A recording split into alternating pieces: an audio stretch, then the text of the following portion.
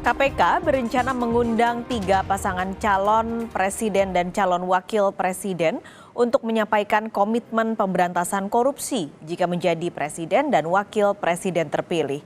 Pembekalan dan penguatan integritas ketiga pasangan calon akan digelar pada Rabu 17 Januari mendatang di Gedung Merah Putih KPK. KPK menyebut acara ini bukan debat, melainkan kegiatan penguatan anti korupsi atau paku integritas yang menjadi bagian dari agenda pencegahan korupsi oleh KPK. Ketiga paslon nantinya juga akan menandatangani fakta integritas dan menyampaikan komitmen pemberantasan korupsi jika menjadi presiden dan wakil presiden terpilih. Acara dimaksud diagendakan nanti hari Rabu tanggal 17 Januari 2023 di Gedung Juang, Gedung Merah Putih KPK.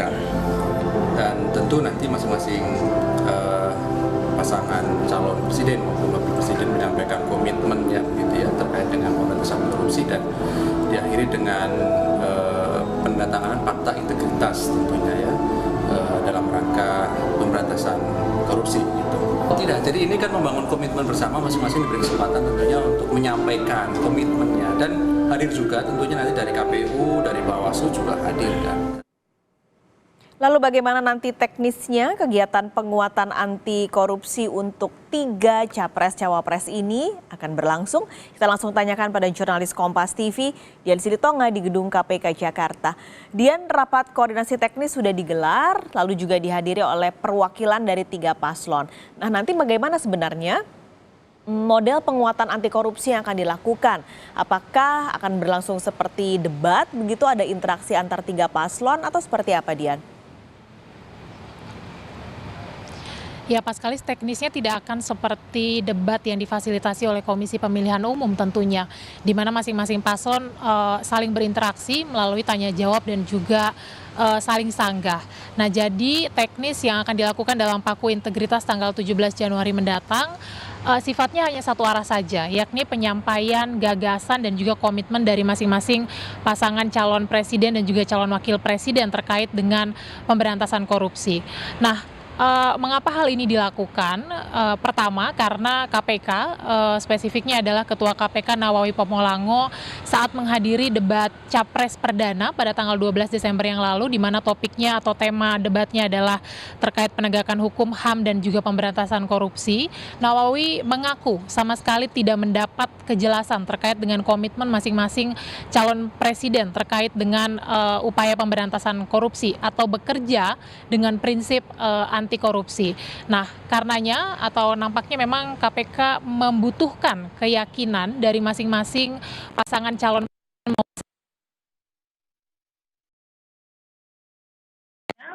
terkait dengan upaya pemberantasan korupsi. Apakah nanti ketika memimpin presiden dan juga wakil presiden terpilih ini akan bekerja atau mengeluarkan kebijakan-kebijakan sesuai dengan prinsip-prinsip anti korupsi atau tidak? Karena ini juga nanti akan berkaitan. Apakah nantinya presiden dan juga wakil presiden terpilih akan memperkuat KPK atau tidak? Nah, teknisnya juga nanti Paskalis masing-masing pasangan calon ini akan diberikan waktu 10 menit untuk sekali lagi menyampaikan gagasannya, komitmennya, dan juga program kerjanya terkait dengan pemberantasan korupsi. Kepala Bagian Pemberitaan KPK Ali Fikri 2 hari yang lalu menyampaikan bahwa ketiga pasangan calon ini sudah mengonfirmasi akan hadir dalam paku integritas 17 Januari mendatang. Jadi sama-sama kita nantikan, kita dengarkan dan kita cermati apa saja yang akan disampaikan oleh masing-masing calon terkait dengan komitmen dan juga program kerjanya terkait pemberantasan korupsi. Paskalis. Oke, berarti tadi penyampaian selama sekitar 10 menit, lalu juga akan ada penandatanganan fakta integritas pemberantasan korupsi. Nah, ketika sudah ada penandatangani ini, Dian, bagaimana nantinya mengawasi dan memastikan kalau pemerintahan terpilih bebas korupsi sesuai fakta integritas yang mereka tandatangani? Ya, tentu saja teknik pengawasannya akan dilakukan melalui cara-cara kerja KPK, Paskalis. Seperti misalnya koordinasi, supervisi, monitoring, sampai penindakan. Memang menariknya meskipun melakukan penandatanganan fakta integritas, kemudian menyampaikan janji komitmen terkait dengan upaya pemberantasan korupsi, tidak ada jaminan bahwa pemerintahan selanjutnya ini akan sepenuhnya bebas dari korupsi. Tapi setidaknya paku integritas atau mengundang ketiga paslon untuk menyampaikan gagasannya atau komitmennya terkait dengan pemberantasan korupsi ini menjadi langkah awal pengawasan KPK bagi presiden dan juga wakil presiden terpilih nantinya. Jadi sebagai kuncian bahwa baik presiden maupun juga wakil presiden terpilih sebelumnya sudah menyampaikan janji dan komitmen dalam upaya pemberantasan korupsi. Jadi ya kita nikmati dan kita nantikan dan kita cermati bersama nanti seperti apa jalannya paku integritas dan nanti apakah presiden dan juga wakil presiden terpilih ini akan